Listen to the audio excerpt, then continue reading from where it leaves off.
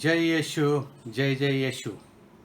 प्रार्थना करूया आणि आज प्रेषितांची कृत्य याच्या दुसऱ्या अध्यायामध्ये आम्ही वाटचाल करणार आहोत.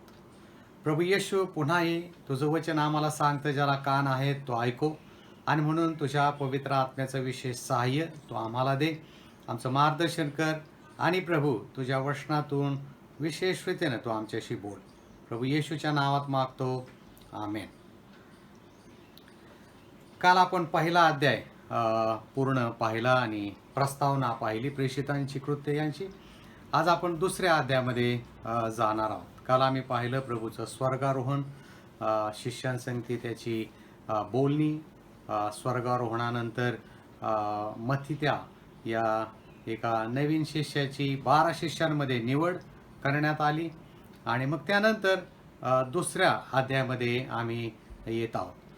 आज आम्ही पाहणार आहोत की 50वा दिवस. प्रेषितांचे कृत्य दुसरा अध्याय 1 ते 47 ही वचनं या अध्यायामध्ये आहेत, परंतु पहिले 13 वचनं यावर आम्ही लक्ष घालणार आहोत. 50वा दिवस किंवा पेंटेकॉस्ट डे असं त्याला संबोधलं जातं. याचं महत्त्व आम्ही जाणणार आहोत.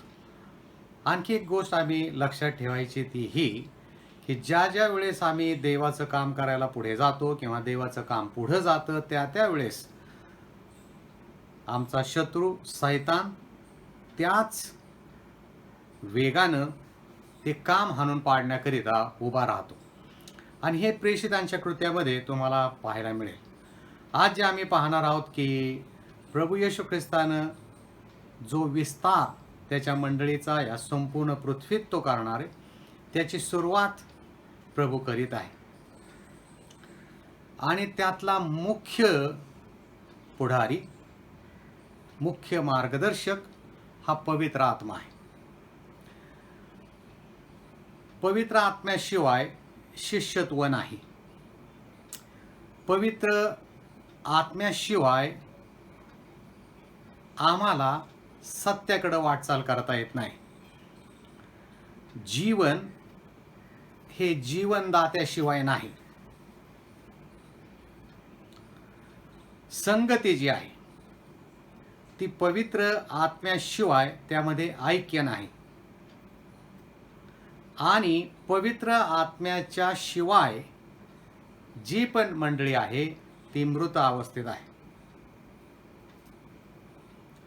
प्रभू येशू ख्रिस्तानं ज्यावेळेस सेवेमध्ये प्रवेश केला त्यावेळेस बाप्तिस्मा करणाऱ्या योहानानं त्यांचा बाप्तिस्मा केला, आणि आम्ही पाहतो त्या बाप्तिस्म्यामध्ये की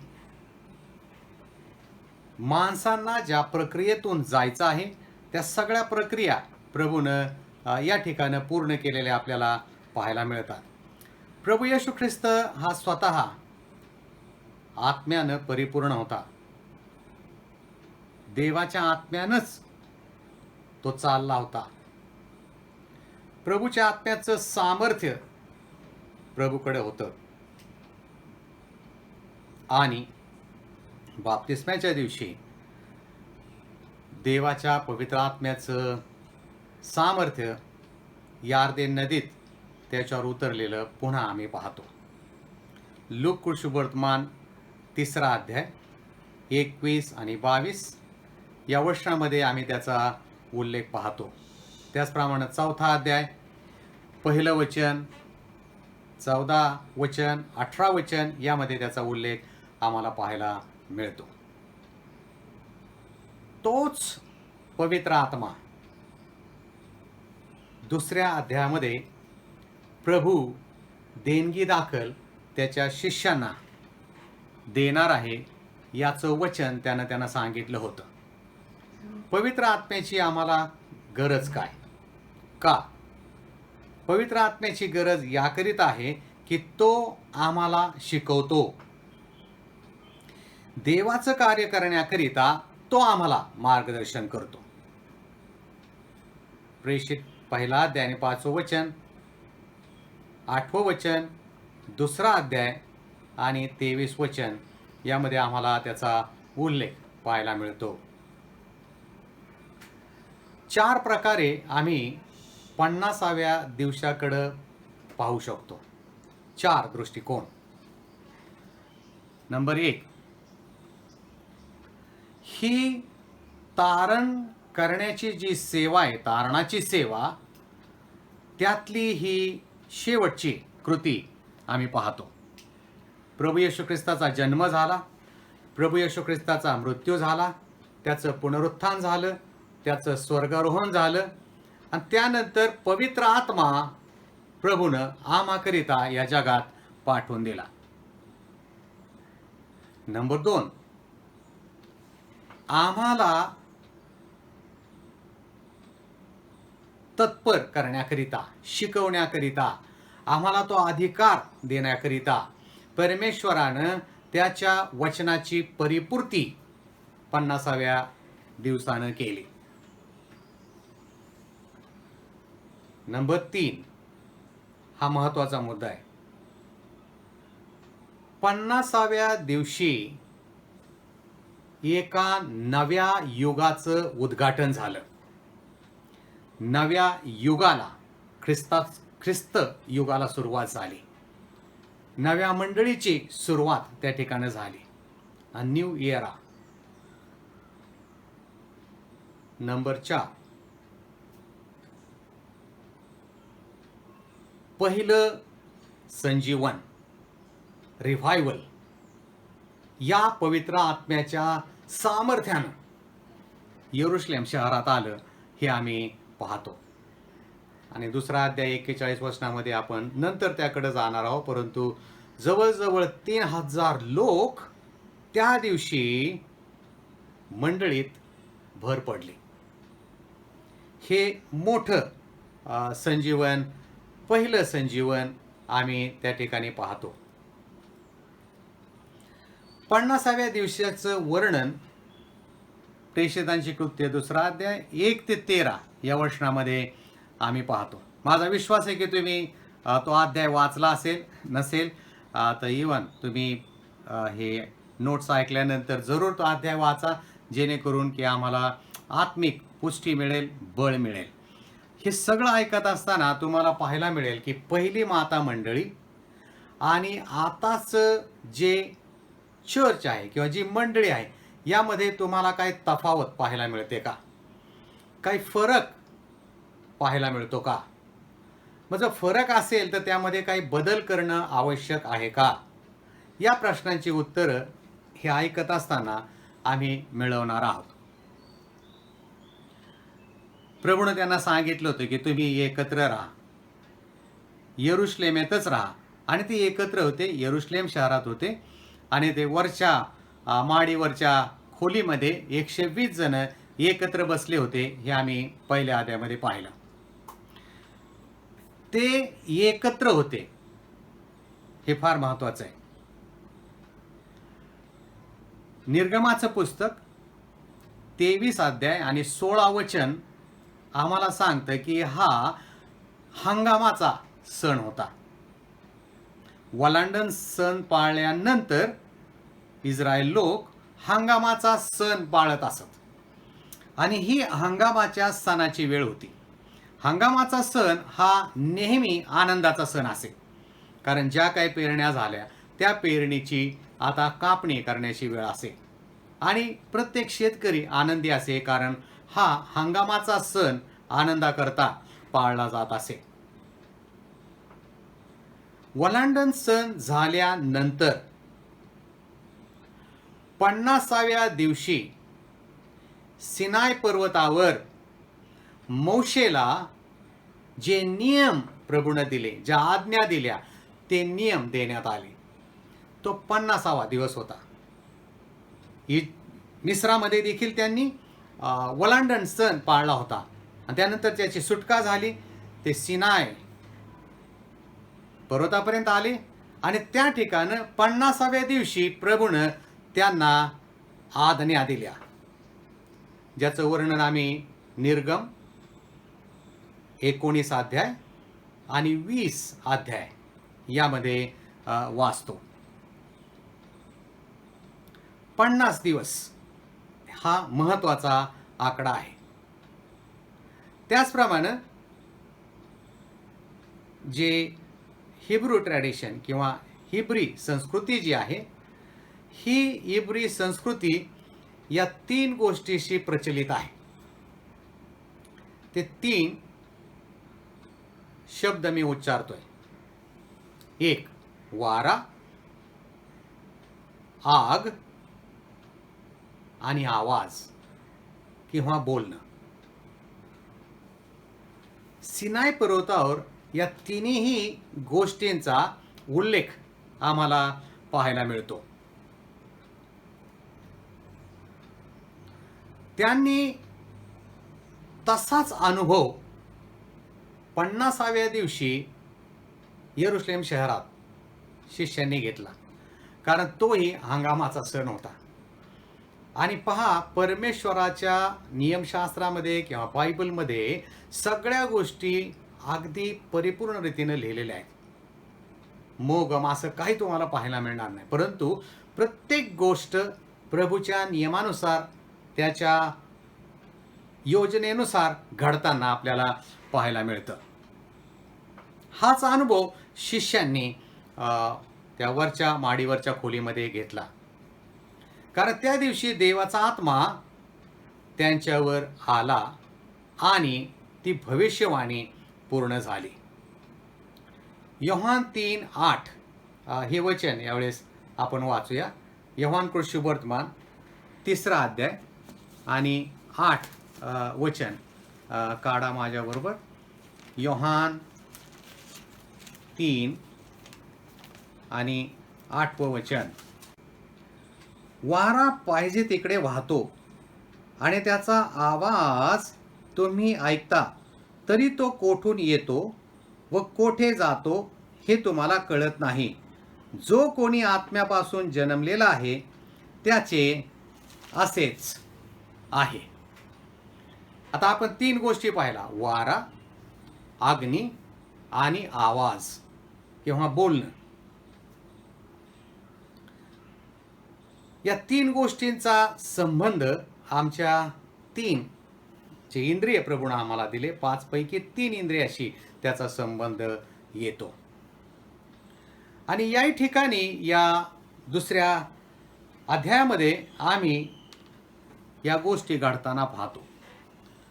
साऊंड, आवाज, वाऱ्याचा आवाज त्यांनी ऐकला. वारा आमच्या डोळ्यानं दिसत नाही.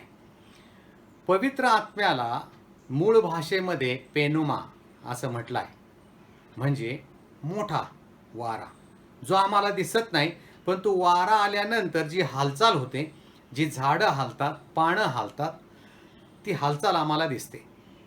पवित्र आत्मा आम्हाला डोळ्यानं दिसत नाही, परंतु तो आल्यानंतर ज्या हालचाली आमच्या जीवनात होत्या त्या दृश्य असतात. नंबर 2, त्यांनी आगीच्या जिव्हा पाहिल्या, ज्या त्या शिष्यांच्या प्रत्येकाच्या मस्तकावर बसलेल्या त्यांनी पाहिल्या.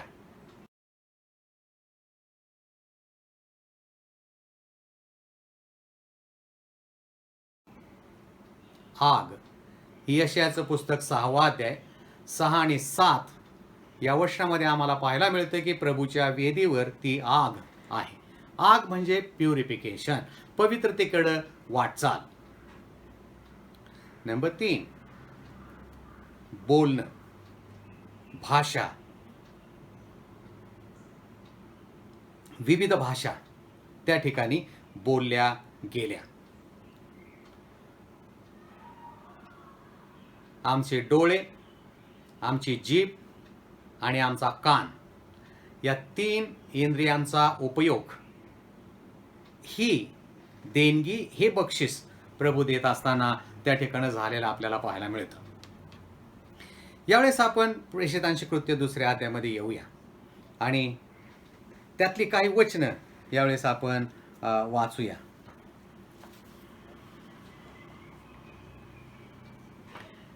2रा अध्याय 2रं वचन.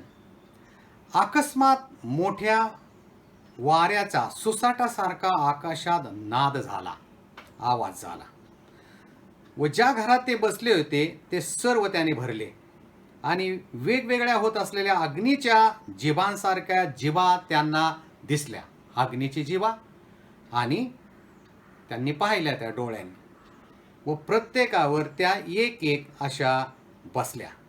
4थं वचन सांगतं, तेव्हा ते सर्वजण पवित्र आत्म्याने परिपूर्ण झाले आणि आत्म्याने जशी जशी त्यांना वाचा दिली तसे तसे ते निरनिराळ्या भाषांमध्ये बोलू लागले. वेगवेगळ्या भाषांमध्ये ते बोलू लागले.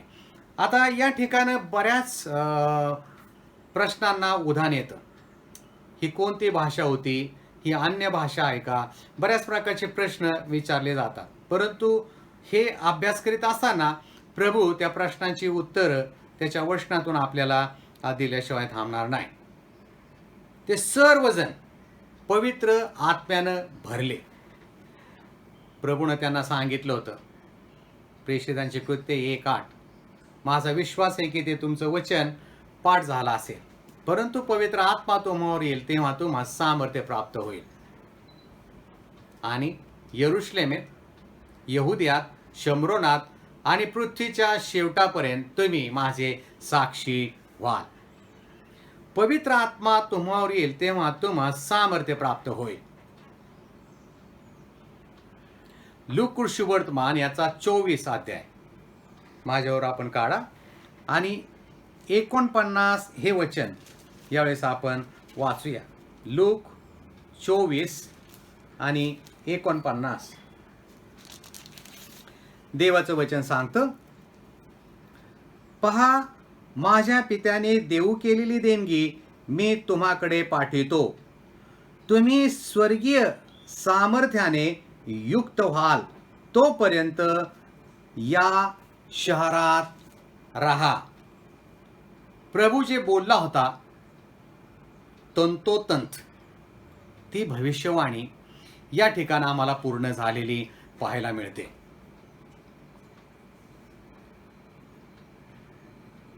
हे फळ, पवित्र आत्म्याचं फळ, हंगाम कापण्याकरिता परमेश्वरानं शिष्यांवर दिलं, कारण तो हंगामाचा सण होता.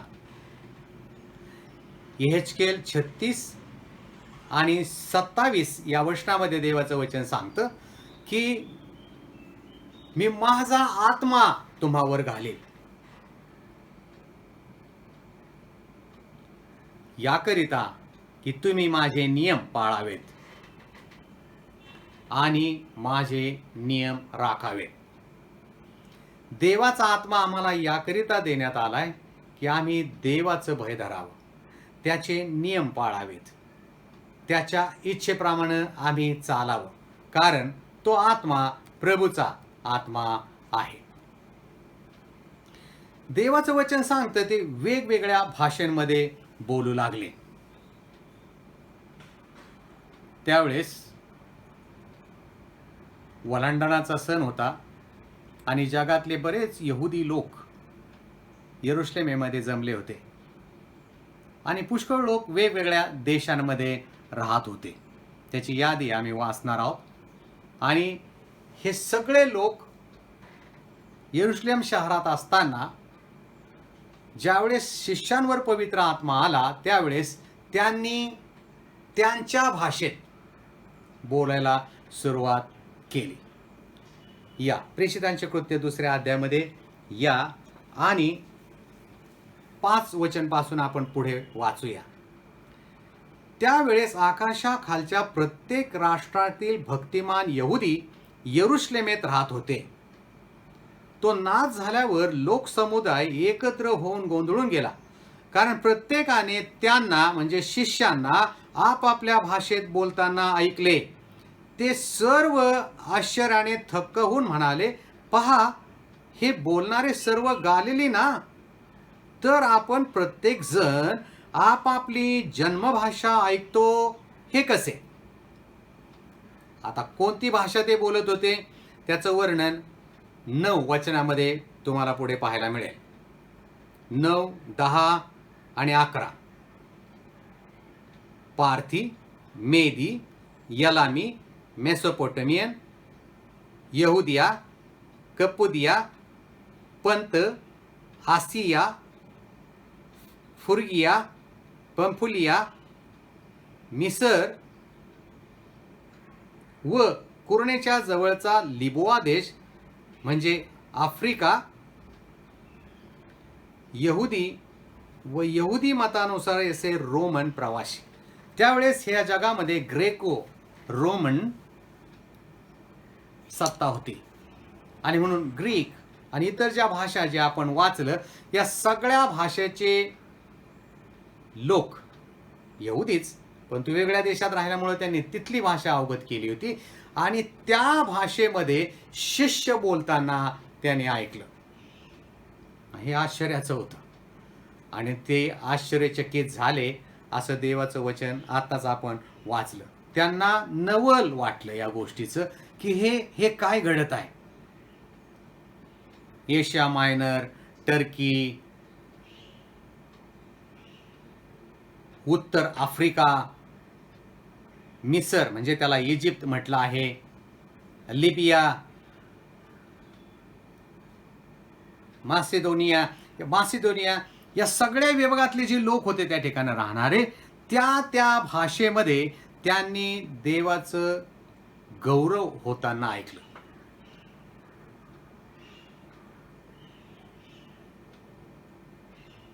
अकरा वचन.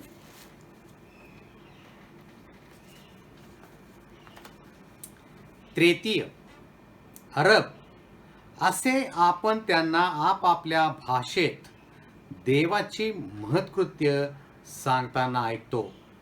तेव्हा ते सर्व विस्मित होऊन व गोंधळून जाऊन एकमेकास म्हणाले, हे काय असेल? हे काय आहे? हे काय आहे? हे एकमेकांशी ते चर्चा करू लागले. 6वं वचन आम्हाला सांगत होते की प्रत्येकानं आपल्या भाषेत त्यांना बोलताना ऐकलं. 8वं वचन सांगतं त्यांची जी भाषा त्यांच्या देशातली होती तीच भाषा, ती मातृभाषा हे प्रभूचे शिष्य त्यांच्याशी बोलत होते.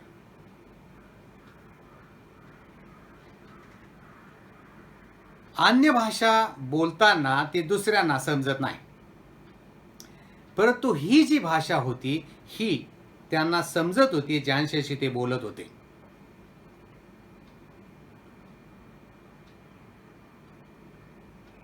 पवित्र आत्मा आम्हामध्ये कार्यरत असला की आम्ही केवळ परमेश्वराची महत्कृत्य बोलू लागतो. आणि म्हणून आम्ही वचन वाचलं 11 वचनामध्ये देवाचं वचन सांगतं की ते देवाची महत्कृत्य सांगताना त्यांनी ऐकलं. देवाची महत्कृत्य सांगताना आम्ही ऐकतोय. पवित्र आत्मा हा देवाच्या विषयी, त्याच्या महान कृत्यांविषयी बोलताना त्यानं ऐकलं. लक्षात घ्या, पवित्र आत्मा ज्या ठिकाणी आहे त्या ठिकाणी तो नेहमी देवाचंच गौरव करताना आम्हाला पाहायला मिळेल. स्वतःचं नाही, स्वतःच्या नावाचं नाही किंवा स्वतःच्या मंडळीचं नाही, तर केवळ देवाचंच गौरव त्या ठिकाणी होताना तुम्ही पहा. याचा अर्थ असा, ज्या भाषा शिष्य बोलत होते त्या भाषा, मूळ भाषा जे लोक बोलत असत त्याच भाषा शिष्य बोलत होते. आता हे शिकवत असताना आणि अभ्यास करत असताना एक प्रश्न होता की मग प्रभू येशू ख्रिस्त कोणती भाषा बोलत होते? प्रभू येशू ख्रिस्त आरामिक भाषा बोलत होते. ज्या वेळेस त्यांनी ते शब्द वापरलेले पवित्र शास्त्रामध्ये आम्हाला पाहायला मिळतं की ही आरामिक भाषा होती. ही एक त्या ठिकाणी ऑफिशियल लँग्वेज वापरली जात असे. यहुदी लोक होते ते बहुतेक लोक आरामिक भाषा बोलत असत. योहान 20:16 यामध्ये रब्बोनी हा जो शब्द आहे तो आरामिक शब्द आहे. सबाक्तकनी हा शब्द तुम्ही उत्तम शुक्रवारी ऐकला, हा शब्द आरामिक शब्द आहे.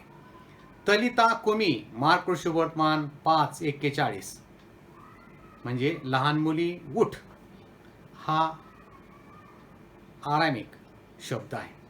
प्रभू येशू ख्रिस्ताची या भूतलावर जी भाषा होती ती आरामिक भाषा ते बोलत असत.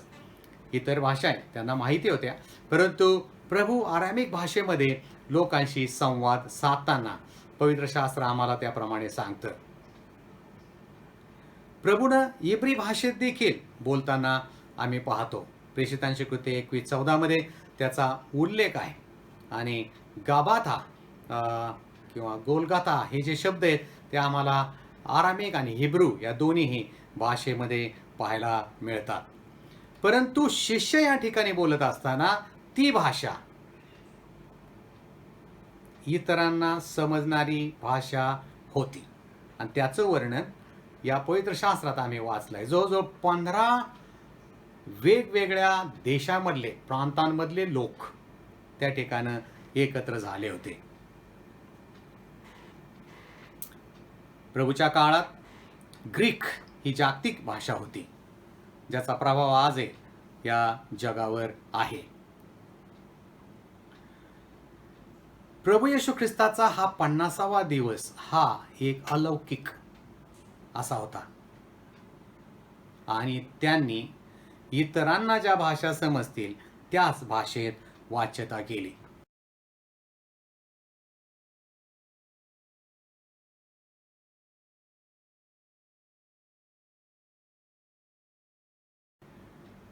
तेरा वचन यावेळेस आपण वाचूया. प्रेषितांची कृत्य 2 अध्याय आणि 13 वचन. परंतु दुसरे कित्येक चेष्टा करीत म्हणाले, हे द्राक्षरसाने मस्त झालेले आहेत. बोलताना मी सुरुवातीला सांगितले की ज्या ज्या ठिकाणी परमेश्वराचं काम जोमानं पुढे जाईल त्या त्या ठिकाणी विरोधी सैतान येऊन त्याच वेगानं काम करण्याची प्रयत्न करेल आणि त्याचा प्रयत्न आम्हाला या ठिकाणी पाहायला मिळतात. आणि मग लोक त्यांची चेष्टा करू लागले की हे हे हे द्राक्षरस तर नाही पिले ना, मग हे आमच्या भाषेमध्ये कसे काय बोलू लागले.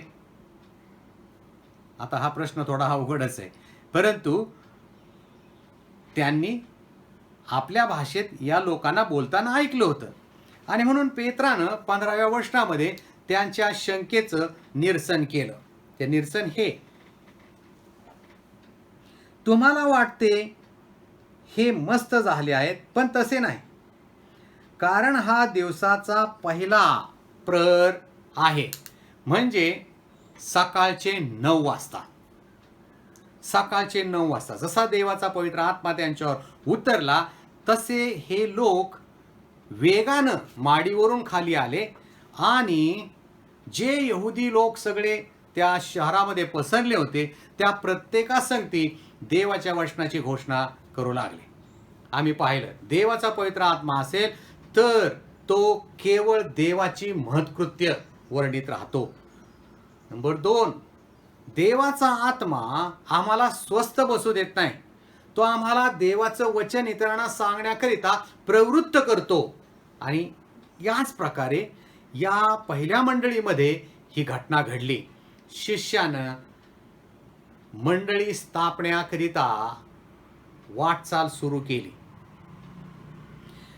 आता प्रश्न राहिला, मग जी अन्य भाषा बोलतात ते हे काय आहे.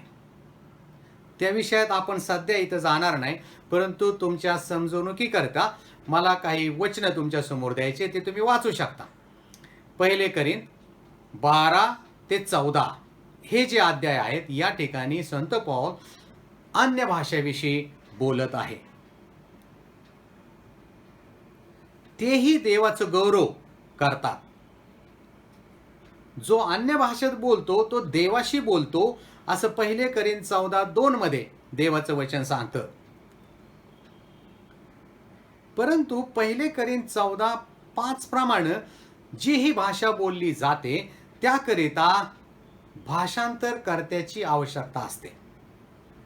इतरांना ते समजायला पाहिजे देवाचा आत्मा काय बोलत आहे. परंतु या ठिकाणी परिस्थिती तशी नव्हती. या ठिकाणी जी भाषा ते लोक बोलत होते तीच भाषा शिष्य इकडून त्यांच्याशी बोलत होते. आणि प्रभूच्या वचनांची घोषणा, त्याच्या महत्कृत्याची घोषणा ते करीत होते. उत्पत्तीचं पुस्तक 11व्या अध्यायामध्ये आपल्याला पाहायला मिळेल की बाबेलचा बुरुज बांधत असताना भाषेचा गोंधळ झाला. प्रभूनं तो गोंधळ घडून आणला. त्यामुळं एकमेकांची भाषा एकमेकांना सुधरेना आणि समजेना, आणि म्हणून ते पांगले, ते विस्तारित झाले. आणि आज प्रभूची दया आम्ही पाहत आहोत की जरी त्या भाषा वेगवेगळ्या असल्या, एकाची भाषा दुसऱ्याला समजत नसली, तरी देवाच्या आत्म्याला ती भाषा समजते आणि तो आत्मा त्या व्यक्तीशी त्याच भाषेमध्ये बोलताना आम्ही पाहतो. प्रगटी 7:9 मध्ये अनेक अंश, अनेक भाषा, राष्ट्रे हे सगळे प्रभूच्या आसनासमोर एकत्र येणार आहेत. आणि म्हणून इपिस 5:18 प्रमाणे आज आमची प्रार्थना ही असली पाहिजे की प्रभू, तू आम्हाला तुझ्या आत्म्याच्या सामर्थ्यानं भर. तुझा पवित्र आत्मा आम्हाला आज दे, त्यानं मला भर. Be filled with the Holy spirit. देवाच्या आत्म्याच्या सामर्थ्यानं भरलेले असे व्हा, हे आम्ही पाहत आहोत. अशा प्रकारे 50व्या दिवशी 120 शिष्यांवर प्रभू येशूने दिलेल्या वचनांप्रमाणे त्याच्या वचनांची परिपूर्ती झाली आणि देवाच्या आत्म्याच्या सामर्थ्यानं हे लोक भरले गेले. आणि जसे ते भरले गेले तसे त्यांनी देवाच्या वचनाची घोषणा आणि त्याच्या महत्कृत्यांची घोषणा करायला सुरुवात केली. पण जसं प्रभूचं काम होऊ लागलं तसं लोक त्यांची चेष्टा करत राहिले. परंतु लक्षात घ्या की या समूहामध्ये कित्येक लोक होते जे देवाचं वचन ऐकत होते. आणि तो पुढचा भाग आम्ही पाहणार आहोत की पेत्र, त्याची सेवा आता सुरू झाली आहे आणि पेत्राचं पहिलं भाषण त्या ठिकाणी आम्ही पाहणार आहोत. आणि त्याचं भाषण झाल्यानंतर हजारो लोक त्याच दिवशी प्रभू येशू ख्रिस्ताच्या या पहिल्या मंडळीत, माता मंडळीत त्यांची भर पडली. वेगानं देवाचं वचन लोकांपर्यंत पोहोचत गेलं. आज तो देवाचा आत्मा आम्हाबरोबर आहे, पण तो आम्ही प्रतिदिन त्यानं भरलं पाहिजे. आणि जर देवाचा आत्मा आम्हाबरोबर असेल तर मग आम्ही देवाचे नियम पाळण्यामध्ये, त्याच्यावर प्रीती करण्यामध्ये, त्याची महत्कृत्य इतरांना सांगण्यामध्ये माघार घेणार नाही, तर आम्ही पुढाकारानं ते काम करीत राहू. प्रभू येशू ख्रिस्त करो हे काम करण्याकरिता तो तुमचं आणि माझं सहाय्य करो. प्रभू येशू, आम्ही प्रार्थना करतो तुझ्या आत्म्याच्या सामर्थ्यानं, जे आम्ही प्रत्येक जण ऐकत आहोत, तुझ्या वचनाप्रमाणे प्रभू, इपिस 5:18 प्रमाणे तो आम्हाला भर, ही आम्ही तुझ्या पायाजवळ विनंती करतो. प्रभू येशूच्या नावात मागतो. आमेन.